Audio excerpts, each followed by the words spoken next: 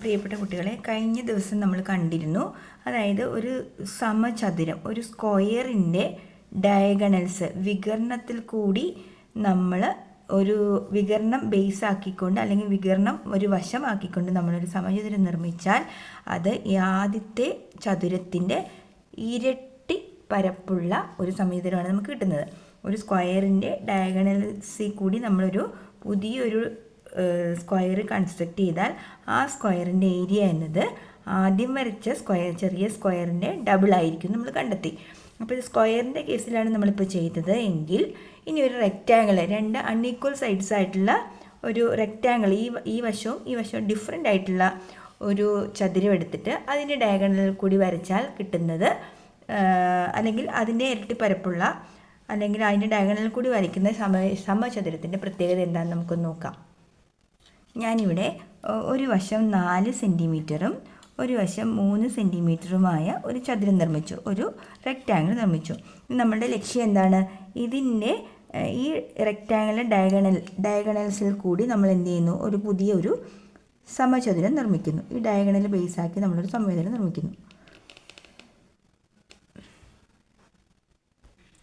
ഇതാണ് ഇപ്പോൾ വരച്ചെടുത്തിരിക്കുന്നത്. ഈ ഡയഗണലിൻ്റെ ലെങ്ത് എന്ന് പറയുന്നത് 5 സെൻറ്റിമീറ്ററാണ്. ടീച്ചർ അളന്ന് നോക്കിയപ്പോൾ ഇത് 5 സെൻറ്റിമീറ്റർ കിട്ടി. അപ്പോൾ ഇത് ഒരു സ്ക്വയർ ആണല്ലോ. അപ്പോൾ ഈ സ്ക്വയറിൻ്റെ ഏരിയ നമുക്ക് കണ്ടെത്താം അല്ലേ? ഇതും 5 ഇതും 5 ആണല്ലോ. ഈ ഒരു കോൺസെപ്റ്റ് വെച്ച് ഇതിൻ്റെ ഏരിയ കണ്ടെത്താം. ഈ ഏരിയയും ഈ സൈഡ്സിൻ്റെ പ്രത്യേകതയും കൂടെ ഒന്ന് നോക്കാം. ഇവിടെ നോക്കൂ, ഈ ഒരു സമചതുരത്തിൻ്റെ ഏരിയ നമുക്ക് കണ്ടുപിടിക്കാം. ഇത് 4 സെൻറ്റിമീറ്ററാണ്, ഇത് 4 സെൻറ്റിമീറ്റർ. അപ്പോൾ എത്രയാണിത്? Area is equal to 16 centimetre സ്ക്വയറാണ്. ഇനി ഇതിൻ്റെ ഒരു വശം 3, ഈ സ്ക്വയറിൻ്റെ ഈ സ്ക്വയർ ആകുമ്പോൾ ഓൾ സൈഡ്സ് ഈക്വൽ ആണല്ലോ. അപ്പോൾ ഇത് 3 സെൻറ്റിമീറ്റർ.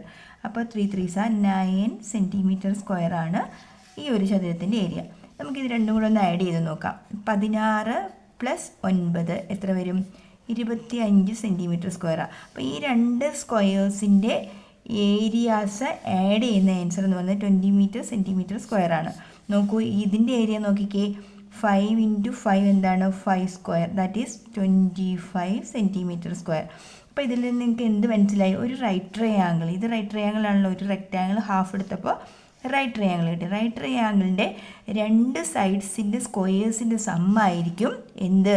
ഈ ഏറ്റവും ലോങ്ങസ്റ്റ് സൈഡ് മീൻസ് 90യുടെ ഓപ്പോസിറ്റുള്ള ഈ സൈഡിൻ്റെ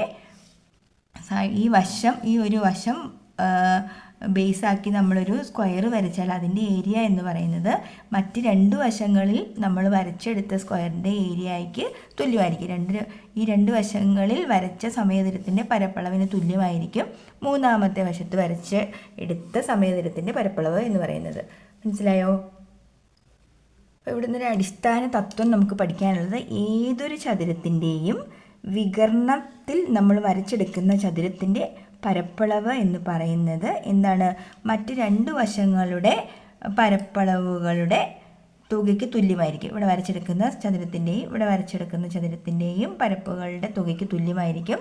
നമ്മൾ ഏത് ചതുരത്തിന് നീളത്തിൽ പ്രത്യേകതയൊന്നുമില്ല. ഏത് ചതുരമാണെങ്കിലും നമുക്കതിൻ്റെ വികരണത്തിൽ വരച്ചെടുക്കുന്ന സമചതുരത്തിൻ്റെ പ്രത്യേകത എന്താണ്? മറ്റു രണ്ട് വശങ്ങളിൽ, ആ വികരണം കൂടാതെ ഈ രണ്ട് വശങ്ങളിൽ നമ്മൾ വരച്ചെടുത്ത ചതുരത്തിൻ്റെ ഏരിയയ്ക്ക് തുല്യമായിരിക്കും, ഏരിയയുടെ തുകയ്ക്ക് തുല്യമായിരിക്കും.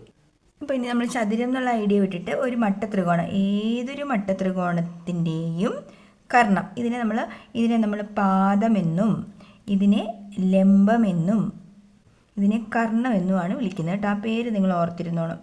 പാദം, ലംബം, കർണം. Base, altitude, hypotenuse. അപ്പം ഹൈപ്പോട്ടന്യൂസിൽ അല്ലെങ്കിൽ കർണത്തിൽ നമ്മൾ വരച്ചുണ്ടാക്കുന്ന ചതുരം, ആ ചതുരത്തിൻ്റെ പരപ്പളവ് ഏരിയ, കർണത്തിൽ നമ്മൾ വരച്ചുണ്ടാക്കുന്ന ചതുരത്തിൻ്റെ ഏരിയ അല്ലെങ്കിൽ ഹൈപ്പോട്ടന്യൂസിൽ നമ്മൾ നിർമ്മിച്ചെടുക്കുന്ന ഈ സമചതുരത്തിൻ്റെ പരപ്പളവ് അല്ലെങ്കിൽ ഏരിയ എന്ന് പറയുന്നത് ലംബവശങ്ങളിൽ, അതായത് ഈ പാദവശത്തുണ്ടാക്കുന്ന ചതുരത്തിൻ്റെ പരപ്പളവിനും ഈ ലംബവശത്തുണ്ടാക്കുന്ന ചതുരത്തിൻ്റെ പരപ്പളവിൻ്റെയും തുകയ്ക്ക് തുല്യമായിരിക്കും. ഇവിടെ എത്രയാണ് ആൻസർ കിട്ടുന്നത് അത് രണ്ടും കൂട്ടിയാൽ കിട്ടുന്നതായിരിക്കും ഇവിടെ കിട്ടുന്നത്. അപ്പോൾ ഇങ്ങനെ ഒരു കണ്ടുപിടുത്തം നടത്തിയ വ്യക്തിയുടെ പേരാണ് കേട്ടോ പൈതഗോറസ് എന്നാണ്. അദ്ദേഹത്തിൻ്റെ പേര് ഉൾപ്പെടുത്തിയാണ് നമ്മൾ ഈ തിയറം പറയാറ്. പൈതഗോറസ് പൈതഗറസ് ഒക്കെ നമ്മൾ വിളിക്കാറുണ്ട്. പൈതഗാറസ് നമ്മുടെ പുസ്തകത്തിൽ പൈതഗാറസ് എന്നാണ് കൊടുത്തിരിക്കുന്നത്. പൈതഗോറസ് ഒക്കെ വിളിക്കാറുണ്ട്. അപ്പോൾ ഇദ്ദേഹത്തിൻ്റെ പേര് കൂട്ടിയാണ് നമ്മൾ ഈ തിയറം അറിയപ്പെടുന്നത്. എങ്ങനെയാണ് പറയുന്നത്? പാദത്തിൻ്റെ വർഗം. അപ്പം പൈതഗോറസ് തിയറം ഇതാണ്: പാദം വർഗം പ്ലസ് ലംബം വർഗം സമം കർണവർഗം. ഇത് നന്നായിട്ട് കാണാതെ പഠിച്ചോളാം കേട്ടോ. Base square plus altitude square is equal to hypotenuse square. അപ്പോൾ ഈ ഒരു ഐഡിയ, ഈ ഒരു ആശയം ഉപയോഗിച്ച് നമുക്ക് പേജ് നമ്പർ 157 ഒരു 3 ചോദ്യങ്ങളുണ്ട്. അതൊന്ന് ചെയ്ത് നോക്കാം. ശ്രദ്ധിച്ചിരുന്നോണം കേട്ടോ. നമുക്ക് 17 സെൻറ്റിമീറ്റർ സ്ക്വയർ പരപ്പളവുള്ള ഒരു സമയതരം. സമയതരത്തിൻ്റെ വശങ്ങൾ തമ്മിൽ ഗുണിച്ചാൽ ഈ വശവും ഗുണിച്ചാൽ നമുക്ക് എന്ത് കിട്ടണം?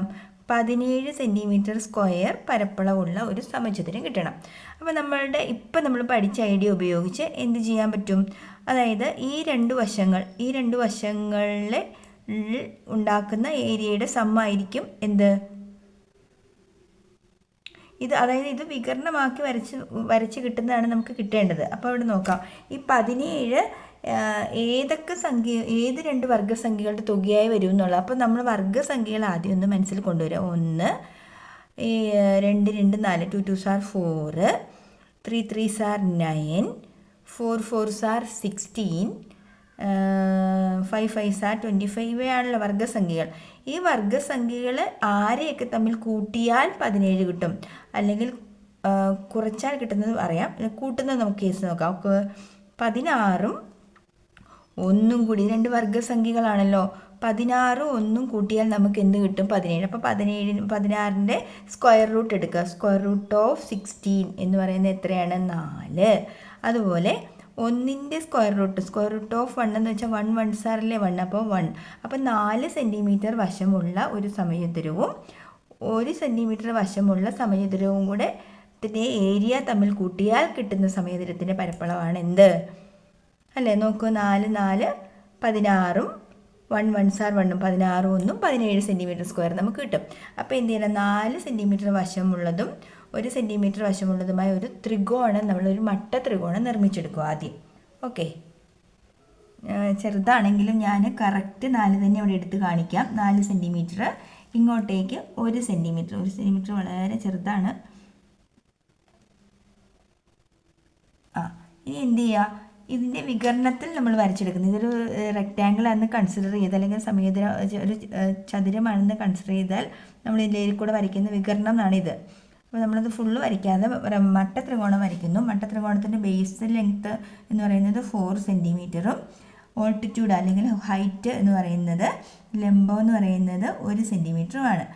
അപ്പം ഇവിടെ നിർമ്മിച്ചെടുക്കുന്ന സ്ക്വയർ 4 4s are 16ഉം 1 1s are 1ഉം 16 1ഉം 17 സെൻറ്റിമീറ്റർ സ്ക്വയർ ഉള്ളതായിരിക്കുമല്ലോ നമ്മുടെ പൈതഗോറസ് തിയറം പ്രകാരം ഇവിടെ ഉണ്ടാവുന്നത്.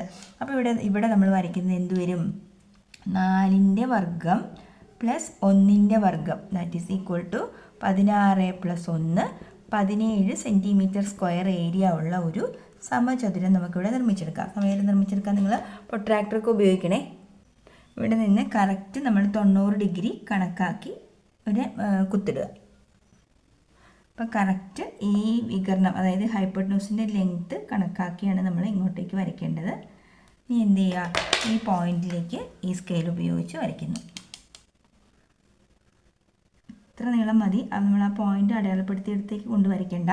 അതേപോലെ തന്നെ പ്രൊട്രാക്ടർ എടുത്തിട്ട് ഇവിടെയും നിങ്ങൾ എന്ത് ചെയ്യുക? ലംബം കറക്റ്റ് 90 ഡിഗ്രി കണക്കാക്കി വരയ്ക്കുക.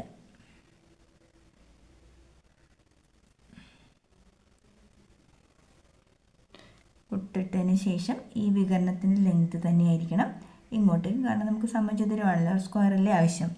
അപ്പോൾ കറക്റ്റ് ആ ലെങ്ത് കണക്കാക്കി നമ്മൾ വരയ്ക്കുന്നു. ഇതാദ്യം നല്ല നീളത്തിൽ ലൈൻ വരച്ചതിന് ശേഷം നമ്മൾ 4 സെൻറ്റിമീറ്റർ അടയാളപ്പെടുത്തിയാലും മതി കേട്ടോ. അത് നിങ്ങളുടെ ഇഷ്ടം പോലെ ചെയ്യാം. എന്നിട്ട് അത് രണ്ടും കൂടി ജോയിൻ ചെയ്യും. അപ്പം ഈ വശം ഇൻറ്റു ഈ വശം ചെയ്യുന്നതായിരിക്കും 17 സെൻറ്റിമീറ്റർ സ്ക്വയർ. ഓക്കെ, അടുത്തത് 18 സെൻറ്റിമീറ്റർ സ്ക്വയർ പരപ്പളവുകളാണ്. അപ്പോൾ നമുക്ക് നമ്മൾ സ്ക്വയർ നമ്പേഴ്സൊക്കെ ആലോചിച്ചു. അപ്പോൾ 1 ദെൻ 4 5 ദാറ്റ് മീൻസ് 5ൻ്റെത് 3യുടെ സ്ക്വയർ 9,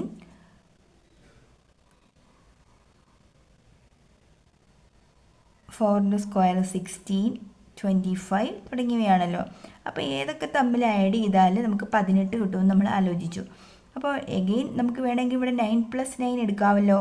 അങ്ങനെയാണെങ്കിൽ 9ൻ്റെ സ്ക്വയർ റൂട്ടായ 3യും ഇവിടെ 9ൻ്റെ സ്ക്വയർ റൂട്ടായ 3 സൈഡ്സ് അല്ലേ, 3 സെൻറ്റിമീറ്റർ നീളവും 3 സെൻറ്റിമീറ്റർ വീതിയും ഉള്ള ഒരു ബേസ് 3ഉം ഹൈറ്റ് 3യുമുള്ള ഒരു റൈറ്റ് ട്രയാങ്കിൾ വരയ്ക്കുന്നു. അത് വികരണം അല്ലെങ്കിൽ ആ ഹൈപ്പോട്ടന്യൂസ് ബേസ് ആക്കി നമ്മൾ ഒരു സ്ക്വയർ നിർമ്മിച്ചെടുത്താൽ അതിൻ്റെ ഏരിയ എന്ന് പറയുന്നത് എന്തായിരിക്കും? 3 സ്ക്വയർ എത്ര? 9. ഇത് 3 സ്ക്വയർ എന്ന് പറയുന്നത് 9 സെൻറ്റിമീറ്റർ സ്ക്വയർ വരും. ഇവിടെയും 9 സെൻറ്റിമീറ്റർ സ്ക്വയർ വരും. സോ 9+9 18 സെൻറ്റിമീറ്റർ സ്ക്വയർ ഉള്ള ഒരു സ്ക്വയർ നമുക്ക് വരച്ചെടുക്കാൻ പറ്റും. അടുത്തത് 19 മൂന്നാമത്തെ ക്വസ്റ്റ്യൻ എന്ന് പറയുന്നത് 19 സെൻറ്റിമീറ്റർ സ്ക്വയർ ആണ്. അതെങ്ങനെ വരയ്ക്കും? 19 കണ്ടുപിടിക്കാൻ നമ്മൾ ആദ്യം സ്ക്വയർ നമ്പേഴ്സ് ഒക്കെ നമ്മൾ ആലോചിച്ചു. അതാണ് 1, 2 2s are 4, 3 3s are 9, 4 4s are 16, 5 5s are 25, 6 6 are 36, 7 7s are 49, 8 8s are 64, 9 9s are 81, 10 10s are 100. ഇവിടെ എവിടെയാണ് അഡീഷൻ നടത്തിയോ സബ്ട്രാക്ഷൻ നടത്തിയോ നമുക്ക് കണ്ടെത്താം കേട്ടോ. 18ൻ്റെ കേസിലും 17ൻ്റെ കേസിലും നമുക്ക് സബ്ട്രാക്ഷൻ നടത്തി കണ്ടപ്പോൾ അപ്പോൾ നമുക്ക് സബ്ട്രാക്ഷൻ്റെ ഒരു കോൺസെപ്റ്റ് എടുക്കാം. നോക്കുക, 100 - 81 നോക്കിക്കുക എത്രയാണ്? 100 - 81 എന്ന് പറയുന്നത് എത്രയാണ്? 19 കിട്ടും അല്ലേ. അപ്പോൾ നമ്മൾ 100ൻ്റെ സ്ക്വയർ റൂട്ട് ആരാണ്? 100ൻ്റെ സ്ക്വയർ റൂട്ട് എന്ന് പറയുന്നത് 10 ആണ്. 18ൻ്റെ സ്ക്വയർ റൂട്ട് ആരാണ്? 9 ആണ്. അപ്പോൾ 10 9 അല്ലേ, വശങ്ങൾ 10 9 ഉള്ളത് മൈനസ് ചെയ്യുമ്പോഴാണ് കിട്ടുന്നത്. അപ്പോൾ എന്തായിരിക്കണം? ഇവിടെ ഏറ്റവും വലിയ വശമായിരിക്കണം എന്ത്? ഹൈപ്പോട്ടന്യൂസ് ആയിട്ട് വരേണ്ടത് കേട്ടോ. മൈനസ് ചെയ്യുമ്പോഴാണ് ഇത് വരുന്നത്. ഇപ്പോൾ ഒരു കാര്യം ശ്രദ്ധിച്ചോളാം, 19 നിൽക്കട്ടെ. ഇതൊരു റൈറ്റ് ട്രയാങ്കിളിൻ്റെ വശങ്ങളാണല്ലോ. ഈ രണ്ട് വശങ്ങളുടെ സ്ക്വയേഴ്സ് ആഡ് ചെയ്യുമ്പോഴാണ് ഈ വശം നമുക്ക് കിട്ടുന്നത്. അപ്പോൾ ഈ ഒരു വശമാണ് നമുക്ക് കണ്ടെത്തേണ്ടതെങ്കിൽ നമ്മൾ എന്ത് ചെയ്യണം? ഇതിൻ്റെ സ്ക്വയറിൽ നിന്ന് ഇതിൻ്റെ സ്ക്വയർ മൈനസ് ചെയ്യണം. അപ്പോൾ ഒരു കാര്യം ഐക്യേഷൻ ടീച്ചർ ഒന്നുകൂടെ ഇവിടെ എഴുതാം. അതായത് base square plus altitude square is equal to ആണല്ലോ ഹൈപ്പോട്ടന്യൂസ് സ്ക്വയർ. പാദത്തിൻ്റെ വർഗം പ്ലസ് ലംബത്തിൻ്റെ വർഗം സമമാണ് കർണവർഗം. ഇതാണ് ഇക്വേഷൻ. അപ്പോൾ ഇവിടെ നോക്കുക, ഈ ഏറ്റവും നീളം കൂടിയ വശമാണ് ഹൈപ്പോട്ടന്യൂസ് അല്ലെങ്കിൽ കർണം എന്ന് പറയുന്നത് നീളം കൂടിയ വശം. അത് കണ്ടുപിടിക്കാൻ രണ്ടും കൂടി ആഡ് ചെയ്യണം. നമുക്കിനി ബേസ് ആണ് കണ്ടുപിടിക്കേണ്ടതെന്ന് വെച്ചാൽ ബേസ് സ്ക്വയർ ആണ് കണ്ടുപിടിക്കേണ്ടതെങ്കിൽ ഹൈപ്പോട്ടന്യൂസിൻ്റെ സ്ക്വയറിൽ നിന്നും ഈ ഓൾട്ടിറ്റ്യൂഡിൻ്റെ സ്ക്വയർ മൈനസ് ചെയ്യണം. അതായത് പാദത്തിൻ്റെ വർഗമാണ് കണ്ടുപിടിക്കേണ്ടതെങ്കിൽ കർണത്തിൻ്റെ വർഗത്തിൽ നിന്ന് നമ്മൾ എന്ത് മൈനസ് ചെയ്യണം? ലംബത്തിൻ്റെ വർഗം മൈനസ് ചെയ്യണം. അപ്പോൾ ഇത് ഇക്വേഷനായിട്ടൊക്കെ നിങ്ങൾക്ക് കാണുമ്പോൾ ഭയങ്കര ബുദ്ധിമുട്ടൊക്കെ തോന്നിയെന്നെങ്കിൽ ഉത്തരം ചെയ്താൽ മതി. എന്ത് ചെയ്താൽ മതി? ആ ഒരു ചിത്രം നിങ്ങളുടെ മനസ്സിൽ കാണുക. മനസ്സിൽ കാണുമ്പോൾ നിങ്ങൾ നോക്കിയില്ലേ, ഏറ്റവും നീളം കൂടിയ വശം ഏതാ? നീളം കൂടിയ വശം കർണമാണല്ലോ. ഈ വശം കണ്ടുപിടിക്കാനുള്ള മാർഗം ഈ ലംബവർഗം, ഈ ഉയരത്തിൻ്റെയും ഈ പാദത്തിൻ്റെയും വർഗങ്ങൾ തമ്മിൽ കൂട്ടണം. നീളം കൂടിയ വശത്തിൻ്റെ നീളമാണ് കണ്ടുപിടിക്കേണ്ടതെങ്കിൽ കൂട്ടണം. ഇനി ഈ ഒരു വശമാണ് നമുക്ക് കണ്ടുപിടിക്കേണ്ടതെങ്കിൽ ഇതിൻ്റെ വർഗത്തിൽ നിന്ന് ഇതിൻ്റെ വർഗം എന്ത് ചെയ്താൽ മതി? മൈനസ് ചെയ്താൽ മതിയാവും.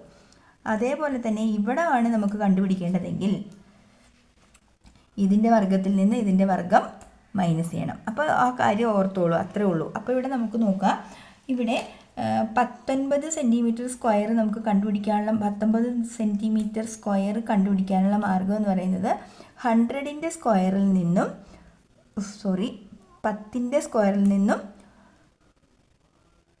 9ൻ്റെ സ്ക്വയർ മൈനസ് ചെയ്താൽ മതിയാവും അല്ലേ. 10 സ്ക്വയർ മൈനസ് 9 സ്ക്വയർ. അപ്പോൾ നമുക്കിത് മനസ്സിലായത് എന്താ? ഈ 10 എന്ന് പറയുന്നത് ആ റൈറ്റ് ട്രയാങ്കിളിൻ്റെ ഹൈപ്പോട്ടന്യൂസ് ആണ്. അപ്പോൾ നമ്മൾ ഈ ചിത്രം എങ്ങനെ വരയ്ക്കും നോക്കാം. ആദ്യം എന്തായി? 9 സെൻറ്റിമീറ്റർ ലെങ്ത്തിൽ നമ്മളൊരു ലൈൻ വരച്ചു.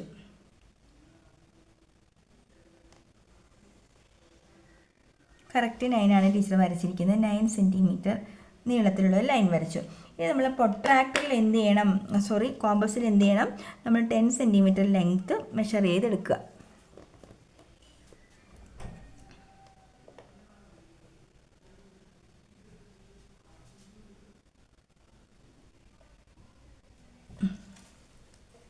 നമ്മൾ എന്ത് ചെയ്തു 10 സെൻറ്റിമീറ്റർ നീളത്തിൽ ഒരു എന്ത് ചെയ്യുക, ഒരു ആർക്ക് വരച്ചെടുക്കുക. ഓക്കെ,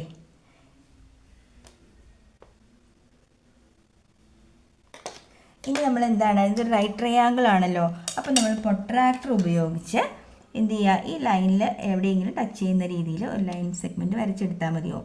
കറക്റ്റ് 90 ഡിഗ്രി വരുന്നത് വെച്ച് നമ്മൾ മെഷർ ചെയ്തിട്ട് എന്ത് ചെയ്യുക, ഈ ലൈനിലേക്ക്, അല്ലെങ്കിൽ ഫസ്റ്റ് ഒരു ലൈൻ വരച്ച് വയ്ക്കുക ആദ്യം, അതായിരിക്കും കുറച്ചുകൂടെ നല്ലത് കേട്ടോ.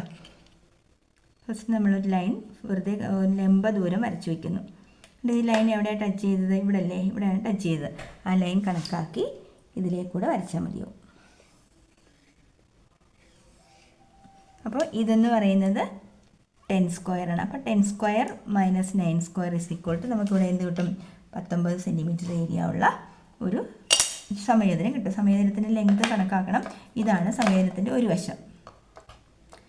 ഈ ഒരു വശം കണക്കാക്കി നമ്മൾ എന്ത് ചെയ്യുക, 4 വശത്തേക്കും ആയിട്ട് ആർക്ക് വരച്ച് കറക്റ്റായിട്ട് മെഷർ ചെയ്തെടുക്കണം കേട്ടോ. നിങ്ങൾ പ്രൊട്രാക്ടറൊക്കെ ഉപയോഗിച്ച് കറക്റ്റായിട്ട് ചെയ്യണേ. ഞാൻ വളരെ ധൃതിയിൽ ചെയ്യുന്നത് കൊണ്ടാണ്. നിങ്ങൾ നോട്ട്ബുക്കിൽ ഇത് ചെയ്യണത്. ബോർഡിലായതുകൊണ്ടുണ്ടല്ലോ, ഈ പ്രൊട്രാക്ടർ വയ്ക്കുമ്പോൾ തെന്നി പോവുകയൊക്കെ ചെയ്യും. അപ്പോൾ നിങ്ങൾ നന്നായിട്ട് ചെയ്തോണം. ടീച്ചർ ജസ്റ്റ് നിങ്ങൾക്കൊരു ഐഡിയ തന്നതാണ് കേട്ടോ. മനസ്സിലായല്ലോ. ഇനി ഞാൻ 17ഉം 18ഉം വേണമെങ്കിൽ ടീച്ചർ മൈനസ് ചെയ്യുന്നത് പോലെ ഒന്നും കൂടെ ഒന്ന് കാണിച്ചേക്കാം. ഇവിടെയും നമ്മൾ എന്ത് ചെയ്യുന്നു, 90 ഡിഗ്രി കൺസ്ട്രക്റ്റ് ചെയ്ത് വരയ്ക്കുന്നു.